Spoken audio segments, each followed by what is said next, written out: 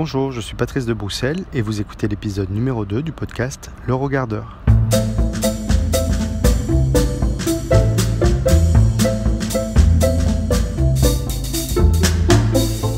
Petit aparté avant de commencer, je vous enregistre cet épisode du bord des quais de la Garonne, à Toulouse, à la Prairie des Filtres. Donc vous risquez d'entendre un peu du bruit autour de moi. Au loin, il y a un pont avec quelques voitures et un tram qui passe de temps en temps. Donc ne vous étonnez pas, voilà, si vous entendez du bruit, c'est tout à fait normal. Donc comme expliqué précédemment, cet épisode est consacré à l'appareil photo que j'utilise actuellement, et depuis peu d'ailleurs, c'est-à-dire le Leica M7. Alors une fois de plus, ce podcast n'est pas un podcast axé sur la technique en photographie, mais plutôt un podcast pour partager avec vous les éléments qui participent à construire mon travail en photographie. Donc voilà, en fait, si on devait utiliser une métaphore théâtrale, je vous présente ici les répétitions et les coulisses de mon travail photo. Donc, on va toutefois parler de technique aujourd'hui, même si une fois de plus, la technique n'est pas une fin en soi, mais juste un moyen. Donc, on va parler de technique puisque j'avais envie de partager avec vous mon expérience avec cet appareil photo que je viens d'acquérir assez récemment. Cela fait à peine 2 ou 3 mois. Donc, il s'agit d'un appareil photo argentique télémétrique et il me paraissait intéressant de partager avec vous les raisons qui m'ont poussé à choisir cet appareil plutôt qu'un autre d'ailleurs. Donc, le premier critère que j'avais en tête pour choisir cet appareil photo, c'est la nature même en fait de l'appareil, c'est-à-dire un appareil photo argentique. Je souhaitais en effet m'acheter un appareil photo argentique car j'ai déjà en ma possession en fait un très bon appareil photo numérique, certes pas très récent mais pas très vieux. Il s'agit du Canon 5D Mark II, donc je sais que d'autres générations sont sorties depuis, puisqu'on en est, si je ne me trompe pas, au Mark 4 actuellement. Mais bon, malgré tout, je suis très satisfait de cet appareil photo. Il est très performant, très polyvalent, mais par contre c'est vrai qu'en termes d'appareil photo argentique, j'étais un peu limité. Parce qu'en termes d'appareil photo argentique, j'en ai en fait 2. Le premier, c'est un moyen format Yashica 6.6 avec lequel j'ai beaucoup de plaisir à travailler, mais c'est vrai que parfois au niveau du rendu de mes images, le piqué de l'objectif n'est pas renversant. Malgré tout, j'ai réussi avec cet appareil à faire de très belles images, et des images en tout cas dont je suis fier. Mais c'est vrai que j'ai souvent eu la sensation que du coup le rendu m'échappait un peu et que certaines images auraient pu avoir peut-être un plus grand intérêt si j'avais eu une optique avec un meilleur piqué. Le deuxième appareil photo argentique que j'ai, c'est un petit réflexe Yashica à nouveau, un FR1. C'est un réflexe argentique grand public que j'ai acheté d'occasion. Là encore, le piqué de l'objectif n'est pas renversant et les images paraissent du coup un petit peu flat, un peu paresseuses entre guillemets. Mais surtout, cet appareil a un gros problème à mon sens, c'est que de manière aléatoire, certaines images se chevauchent légèrement les unes sur les autres. Je pense que c'est un problème au niveau du levier d'armement pour l'avancement du film. En fait, si vous voulez, j'ai l'habitude de doubler mes images. C'est-à-dire qu'en prise de vue, lorsque je vois quelque chose qui m'intéresse, j'ai tendance à le prendre 2 fois en photo pour m'assurer d'en avoir une des deux qui est bonne. Donc moi qui ai l'habitude de doubler mes photos, il m'est arrivé que les 2 photos que j'ai prises soient inexploitables, tout simplement parce qu'elles se chevauchent légèrement. Donc là encore, avec cet appareil, j'avais le sentiment que l'usage que j'en avais n'était pas pleinement satisfaisant. Je n'avais pas la garantie de revenir de mes séances photos, de mes sorties photos avec une image exploitable. Donc le premier critère c'était l'argentique, le second critère c'était un appareil photo télémétrique. Alors pourquoi un appareil photo télémétrique ? Alors une fois de plus, au regard des appareils photo que j'avais déjà en ma possession, j'avais envie de me frotter à une autre manière de travailler. Et j'imagine que pour certains ça peut paraître obscur, mais je crois profondément qu'on ne travaille pas de la même manière quand on réalise une image avec un réflexe ou avec un moyen format ou avec un télémétrique ou même avec son téléphone. On ne travaille pas de la même manière, on ne fait pas les mêmes images. Donc au-delà de ça, j'avais envie d'avoir en fait un appareil photo que j'ai tout le temps sur moi, ou presque tout le temps. C'est vrai que mon Canon 5D prend beaucoup trop de place et il est trop lourd. Ça m'est déjà arrivé de l'embarquer avec moi une journée sans programmer spécifiquement de faire des photos, mais de l'avoir avec moi au cas où. Mais il est trop encombrant dans mon sac et c'est pas vraiment gérable en fait au quotidien. Et puis c'est aussi un peu dangereux parce que l'appareil est quand même fragile et du coup l'avoir tout le temps sur soi c'est un peu embêtant. J'avais donc envie de passer à un appareil photo télémétrique, notamment car il est beaucoup moins gros et lourd qu'un appareil photo réflexe de type Canon 5D justement. Contrairement à un appareil photo réflexe, en fait l'appareil photo télémétrique n'a pas de miroir à l'intérieur. Ce miroir, en fait, dans un réflexe, permet de renvoyer vers le viseur l'image captée à travers l'objectif. Et en fait, le télémétrique, il en est dépourvu, je vous l'expliquerai un peu plus tard. Et du coup, on obtient un appareil photo beaucoup plus fin, donc plus facilement transportable avec soi au quotidien. Et dès lors, c'est vrai que je l'ai quasiment tous les jours avec moi. Je le glisse facilement dans mon sac, et il n'est pas du tout encombrant. Et ça, c'était vraiment la première raison pour laquelle je voulais un appareil photo télémétrique. La seconde raison, c'était la discrétion. C'est vrai que cet appareil est plus fin, parce qu'il n'a pas de miroir donc, et il est du coup beaucoup plus discret lorsque je veux prendre des photos, notamment dans la rue. D'une part, visuellement, on le voit moins, donc du coup, voilà, je suis moins présent dans la rue lorsque je fais une photo avec cet appareil, je suis plus discret. Et puis d'autre part, d'un point de vue sonore aussi, tout simplement, puisque l'absence de miroir fait que la prise de vue est beaucoup plus silencieuse. Alors c'est vrai qu'après avoir passé quelques années à utiliser un réflexe, c'est un peu étrange de prendre une photo avec un télémétrique. Parce que l'absence de bruit sec et rapide que peut faire le miroir avec un réflexe donne là, en l'absence de ce miroir, un peu l'impression de photographier dans le vide. Mais on prend très vite l'habitude. Donc avec un télémétrique, on peut déclencher sans être entendu. Et j'avais envie d'un appareil photo plus discret, pas forcément pour faire de la photographie de rue d'ailleurs, puisque ce n'est pas forcément à proprement parler ma spécialité, mais j'avais envie de pouvoir réaliser des images prises dans la rue ou ailleurs, d'ailleurs dans d'autres espaces publics, de manière plus discrète. Et enfin, ce qui m'intéressait avec le télémétrique, c'est que je suis globalement un photographe qui travaille beaucoup son cadre, voire même parfois un peu trop. J'ai du mal à lâcher prise et à m'autoriser à prendre des images sans que tout soit très millimétré. Et il se trouve que le télémétrique, de par son viseur qui est décalé par rapport à l'optique, à l'objectif, permet d'obtenir une photographie qui n'est pas tout à fait semblable à l'image vue à travers le viseur. Alors la différence n'est pas flagrante, ne vous inquiétez pas, mais elle est suffisante, cette différence, pour m'obliger à être un peu moins dans la maîtrise. Du coup, ce qui pourrait paraître comme un inconvénient sur ce type d'appareil finit par être pour moi plutôt un avantage. Ça nous oblige à être un peu plus intuitif dans la prise de vue et un peu moins cérébral, entre guillemets. Et c'est une manière d'accepter que mes cadrages ne soient pas impeccables, que si mon objet n'est pas parfaitement centré, mais très légèrement décentré, ce n'est pas grave. Ça donne aussi une dynamique à mon image que l'image n'aurait pas eu si l'objet avait été totalement centré. Ça aurait pu paraître un peu statique, un peu figé. Et en ce sens, donc, cet appareil photo télémétrique m'intéressait énormément. Donc voilà, il y avait ces deux critères, le fait de chercher un appareil photo argentique et le fait que ce soit un télémétrique. Et il y avait donc ces trois raisons, le fait que ça soit un appareil photo que je puisse embarquer régulièrement avec moi, qui soit plus discret dans mes prises de vue et qui me permette justement de me déshabituer, on va dire, à cadrer un peu trop mes images et du coup à être un peu plus intuitif. Ça, c'était vraiment donc les critères et les raisons qui m'ont amené à choisir un appareil photo télémétrique argentique. Alors maintenant, vous allez me dire, mais pourquoi un Leica et pourquoi un M7 ? Alors, pourquoi le M7 ? Je vais déjà répondre à cette question très rapidement, car en fait, je n'ai pas véritablement choisi le M7. Une fois que j'ai été décidé sur la marque Leica, et n'ayant pas les moyens de m'en acheter un de neuf, j'étais obligé de m'orienter vers les appareils d'occasion que je trouvais, et en l'occurrence, je ne souhaitais pas l'acheter à un particulier, mais plutôt à un professionnel pour m'assurer donc de son état et avoir une certaine garantie en tout cas. Et donc je me suis retrouvé à acheter l'appareil photo disponible en stock que j'ai trouvé à ce moment-là. Mais donc pourquoi un Leica ? Alors je vais pas vous mentir, la première raison c'était l'envie de me faire plaisir.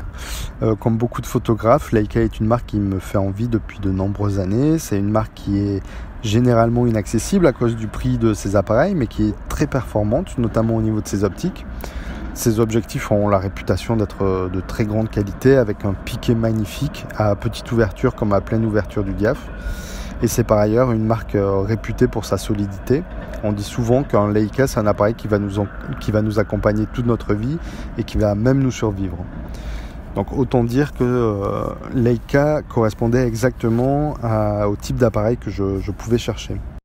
Alors après, c'est vrai que le prix peut paraître rédhibitoire puisque ce sont des appareils qui coûtent très cher et qui le restent même d'occasion.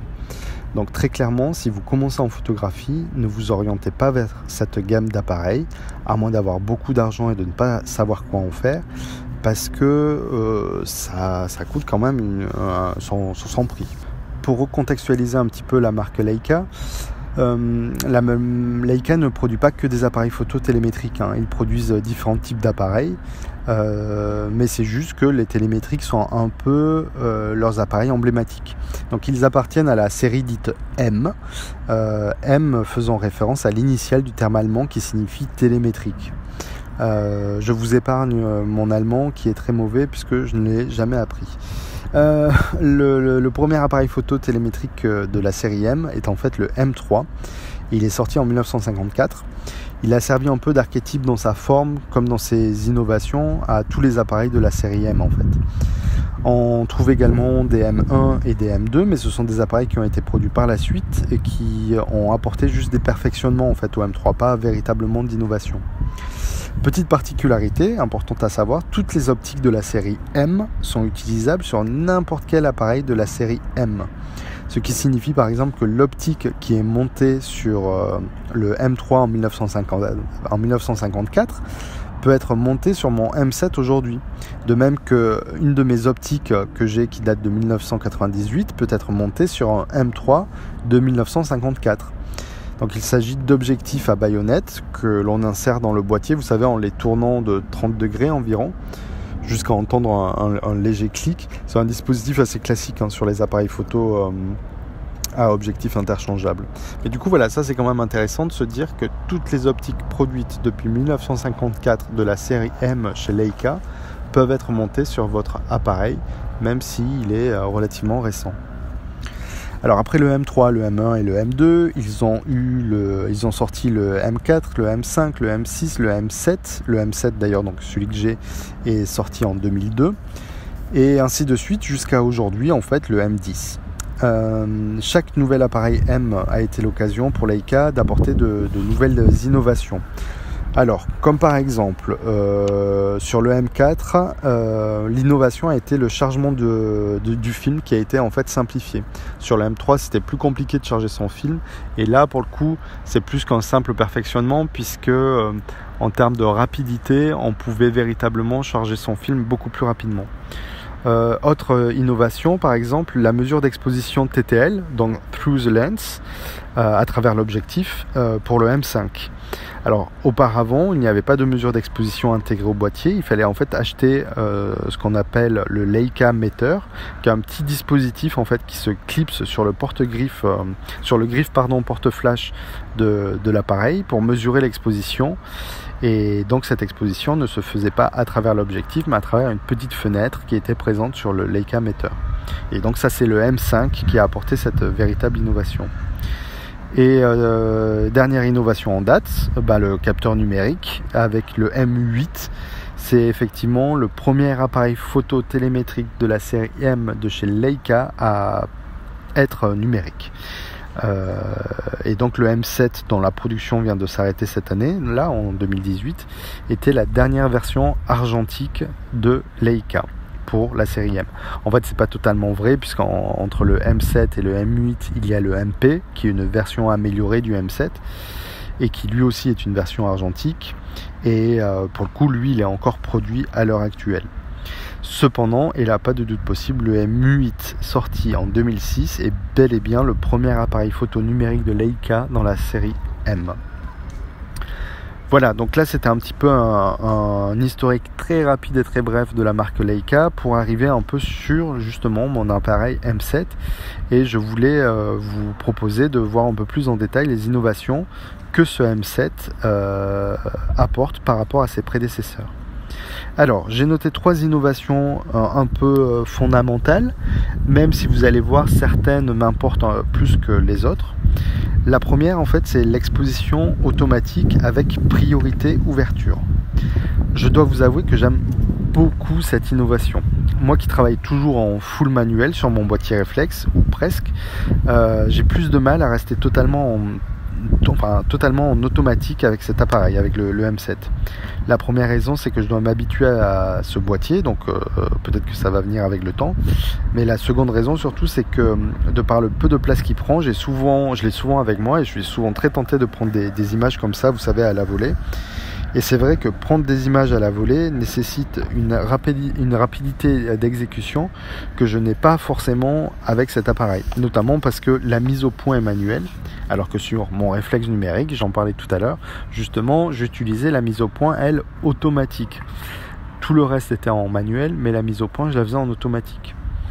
Et donc c'est vrai que maintenant, pendant que je fais la mise au point, ce qui me prend déjà un temps un peu fou, ça m'arrange d'avoir une vitesse d'ouverture proposée par le boîtier, sachant que si cette vitesse ne me convient pas, j'interviens sur l'ouverture du diaphragme pour adapter la vitesse, pour avoir une vitesse plus lente ou une vitesse plus rapide selon l'image que je désire réaliser.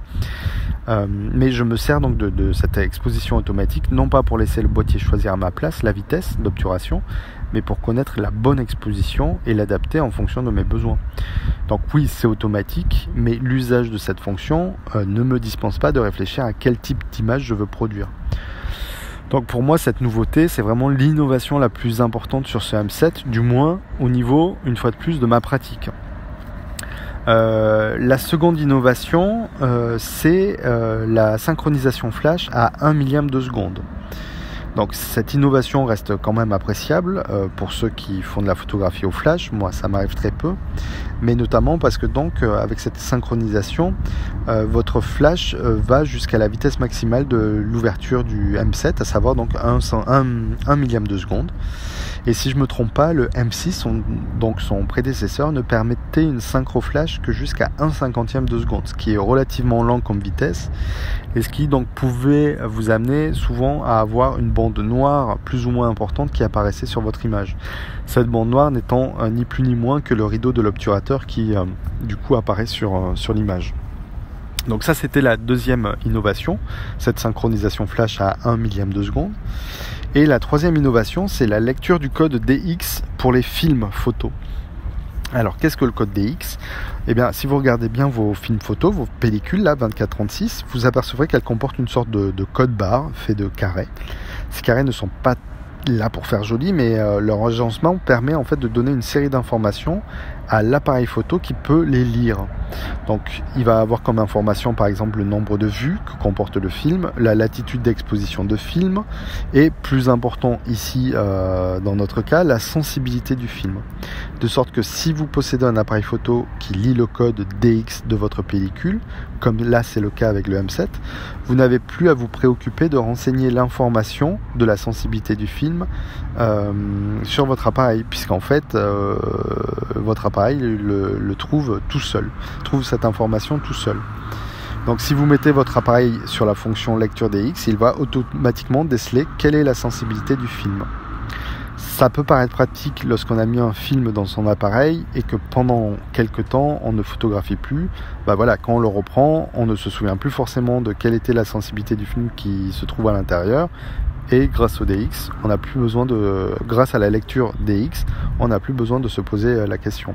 Mais pour ma part, c'est vrai que je n'utilise pas véritablement cette innovation parce qu'en général, mes films ne restent pas très longtemps à l'intérieur du boîtier et quand bien même ça serait le cas, je ne photographie quasi exclusivement qu'à 400 ISO, de sorte que je n'ai pas véritablement besoin de me rappeler de la sensibilité de mon film du coup. Donc ça, c'était pour les 3 innovations embarquées dans le boîtier Leica de ce M7. Mais je voulais attirer votre attention sur différentes informations qui, à mon sens, paraissent importantes à connaître lorsqu'on veut s'acheter le Leica M7. Donc, première information, le système d'exposition du Leica M7 est électronique. Il nécessite donc 2 piles lithium qu'il faut disposer dans un compartiment prévu à cet effet sur la façade avant du boîtier, juste à côté de l'objectif. Et pourquoi je vous en parle ? Premièrement déjà parce que ce sont des piles qui sont difficilement trouvables dans le commerce. Moi j'ai fait plusieurs magasins de bricolage et il m'a fallu finalement me rendre dans une petite boutique spécialisée en électricité pour pouvoir les trouver.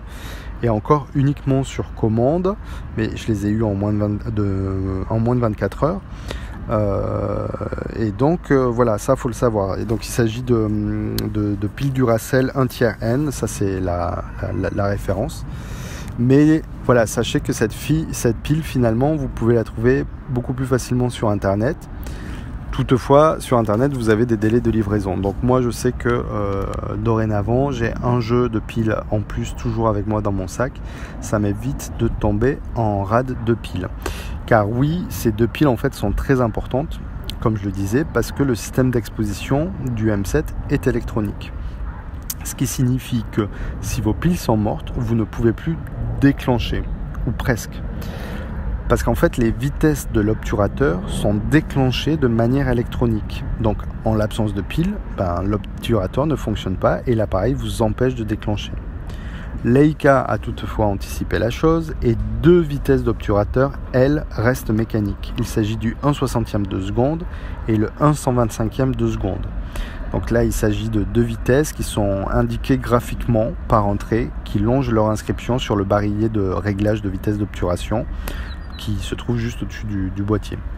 Vous pouvez donc continuer à déclencher, en fait, donc avec ces 2 vitesses, mais bien évidemment sans indication de bonne exposition, puisque en l'absence de pile, le posemètre, lui, ne fonctionne pas.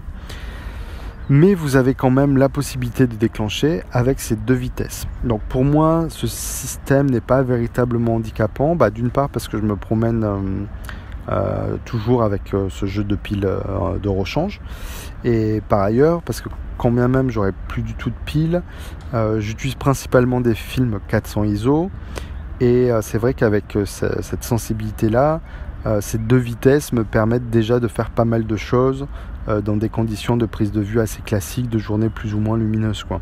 Bien évidemment, si je veux faire des photos en soirée ou un jour d'hiver sombre, ou au contraire un jour d'été hyper ensoleillé, ça risque d'être plus compliqué d'avoir la bonne exposition. Deuxième information importante, les viseurs Leica de la série M ont différents facteurs de grossissement. Alors, petit éclaircissement préalable pour vous expliquer quelle répercussion peut avoir ce facteur de grossissement. Donc, il existe en fait sur les appareils photo télémétriques Leica un système mécanique dans l'appareil pour faire apparaître dans votre viseur un cadre blanc qui représente en fait le cadrage de votre image en fonction de l'objectif que vous avez monté sur votre boîtier. Donc, vos objectifs à baïonnette, vous savez, je vous en parlais tout à l'heure, lorsque vous les montez sur votre boîtier, ils ont des encoches pour permettre de fixer l'objectif. Et par ces encoches, l'information va être donnée au boîtier de quel type d'optique il s'agit. Donc, est-ce que c'est un 90 mm, est-ce que c'est un 50 mm, est-ce que c'est un 28 mm? Et du coup, le boîtier va comprendre automatiquement qu'il s'agit par exemple donc d'un 50 mm grâce à ce système d'encoche. Et donc, le cadre adéquat va apparaître dans votre viseur. Donc, petit cadre blanc qui vous indique voilà, le cadrage de votre image. Donc voilà, une fois que ce préalable-là est posé, revenons à notre histoire de facteur de grossissement du viseur. Donc, le viseur, en fait, c'est quoi? C'est comme une loupe, en fait. Alors, bien évidemment, beaucoup moins puissante que les loupes que l'on peut utiliser pour examiner, par exemple, un objet de près. Mais donc, il s'agit d'une loupe à travers laquelle on visualise la scène que l'on veut photographier. Et il existe différents facteurs de grossissement, c'est-à-dire différentes loupes. Donc là en l'occurrence, si je ne me trompe pas, sur le M7, il existe le facteur 0,58, le facteur 0,72 et le facteur 0,85. Donc ce sont différents facteurs qui permettent d'avoir, bien si vous voulez, une loupe plus ou moins grande, qui donne un champ de vision plus ou moins grand. Alors pour vous donner un exemple, mon M7 a un viseur avec un facteur de grossissement 0,85. Donc ça veut dire que je peux très facilement voir à quoi ressemblera mon image si j'utilise un objectif 90 mm ou 135 mm par exemple. Parce que l'effet loupe est suffisamment important pour voir dans le viseur les détails qui composeront mon image avec ces deux optiques-là. Puisqu'effectivement, les cadres blancs qui apparaissent dans mon viseur sont suffisamment grands, on va dire. Par contre, c'est vrai qu'en contrepartie, impossible pour moi de visualiser le cadre blanc si j'utilise une optique 28 mm. Tout simplement pourquoi ? Eh bien parce que mon facteur de grossissement grossit trop le champ de vision, et du coup, si le cadre blanc devait apparaître, eh bien il serait beaucoup plus grand, enfin pas beaucoup plus, mais il serait plus grand que le cadre de mon viseur, on va dire. Donc du coup, pour moi, impossible de photographier avec un 28 mm, car le cadre est trop grand et n'apparaît pas dans mon viseur. De sorte que si j'utilise malgré tout une optique 28 mm sur mon boîtier, eh bien je serai obligé de faire des photos avec un cadrage un peu à la louche, quoi. C'est-à-dire que je ne verrai pas dans mon viseur l'entièreté du cadrage de mon image.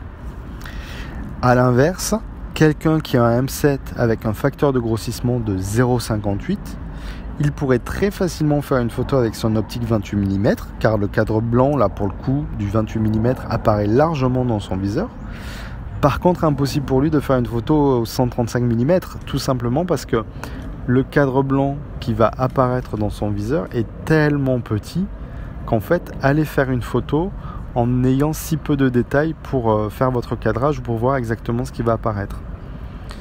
Donc à vous de voir, en fonction du type d'image que vous faites et du type d'optique que vous utilisez fréquemment, quel facteur de grossissement est le plus adapté sur votre appareil. Car oui, une fois le facteur de grossissement choisi, impossible de changer le viseur par la suite. C'est au moment de la fabrication de l'appareil qu'est posée la loupe entre guillemets du viseur. Et une fois fabriquée, vous ne pouvez plus la faire changer. Soyez donc vigilant si vous achetez votre Leica M d'occasion, car vous serez contraint de faire avec le facteur de grossissement choisi initialement par le premier acheteur. Mais ceci dit, là encore, Leica a pensé à tout. Vous avez en effet la possibilité de clipser sur votre Leica M un viseur M qui sera adapté pour photographier avec les objectifs 21, 24 et 28 mm.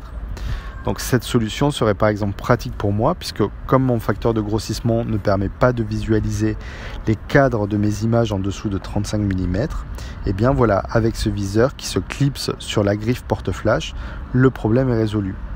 Et à l'inverse, quelqu'un qui aurait un viseur avec un facteur de grossissement de 0,58, Leica a créé une loupe qui se fixe sur l'œilleton arrière du viseur et qui permet de grossir le champ de vision. De sorte qu'en utilisant cette loupe, votre viseur avec facteur de grossissement 0,58 donc deviendra l'équivalent d'un viseur avec facteur de grossissement 0,72. Et là, vous pourrez utiliser donc des objectifs 90 ou 135 mm. Et pour information, le facteur 0,72 est le seul facteur qui permet de photographier avec des optiques allant de 28 à 135 mm. Mais là encore, faites un peu attention parce que pour votre confort de prise de vue, si vous êtes un habitué du 135 mm, privilégiez plutôt un viseur avec un facteur de grossissement 0,85 parce que mine de rien, le cadre il sera quand même beaucoup plus grand et ça sera beaucoup plus agréable de photographier avec un 135 mm sur un viseur facteur de grossissement 0,85.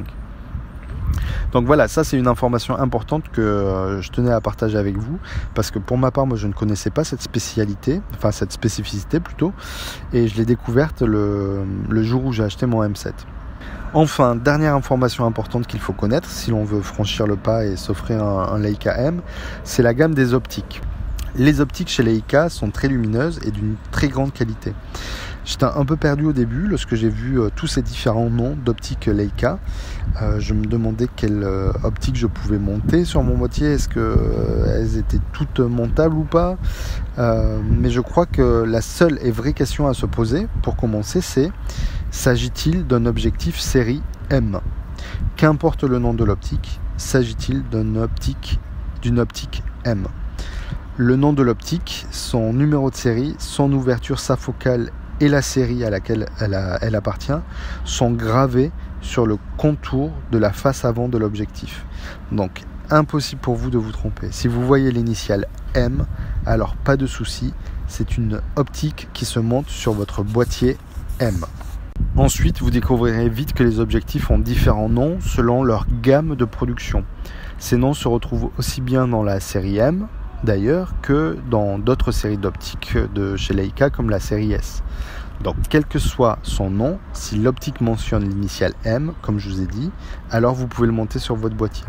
Ce qui différencie ces optiques les unes des autres, ce sont leurs procédés de fabrication et d'assemblage qui en général d'ailleurs ont une répercussion sur la luminosité même des optiques. En général, les optiques par exemple qui s'appellent Elmarit sont des optiques qui ouvrent à 2,8, tandis que les optiques qui s'appellent Sumarit ouvrent à 2,5, les Summicron à 2, les Summilux à 1,4 et les Noctilux ouvrent à 0,95. Donc il existe quelques exceptions, mais globalement si vous achetez une optique Sumarit, il y a de grandes chances pour qu'elle ouvre à 2,5 au niveau du diaph. Voilà, pour terminer, je voulais revenir sur quelques caractéristiques et les préciser. Donc quelques caractéristiques des appareils phototélémétriques et qui pour moi sont de vrais avantages. Donc d'abord le viseur du télémétrique qui est légèrement décentré par rapport à l'axe de l'optique, ce qui peut engendrer, donc comme on l'a dit, un léger écart entre ce que l'on voit dans notre cadre blanc à l'intérieur du viseur et ce qui est enregistré sur notre film photo. Mais une fois de plus, pour moi c'est plutôt une force, un avantage, puisque ça permet de travailler de manière beaucoup plus intuitive. Ensuite, le viseur télémétrique a un champ plus large que le cadre blanc qui apparaît à l'intérieur pour vous aider à cadrer votre image, ce qui est un avantage car cela vous permet de voir à l'intérieur du viseur des éléments qui ne sont pas encore dans votre cadre mais qui vont y entrer. Vous pouvez donc à tout moment anticiper par exemple l'arrivée d'une personne dans un cadre. Autre avantage, l'absence de miroir à l'intérieur du boîtier. Donc, comme on l'a déjà vu, cela permet d'avoir un boîtier plus compact, plus discret, mais également discret car beaucoup moins bruyant au moment du déclenchement.